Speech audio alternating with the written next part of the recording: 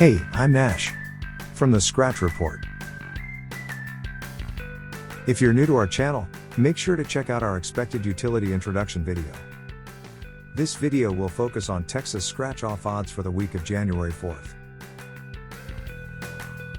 $1 Million Loteria is one of the best tickets this week. Its expected utility is about 12% higher than usual, and there's one top prize left. Super Loteria and 7-11-21 are two of the worst tickets this week.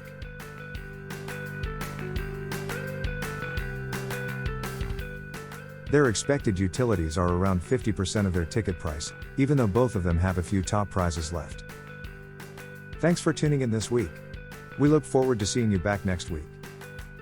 Make sure to like, comment, and subscribe to keep up with our channel and predictions.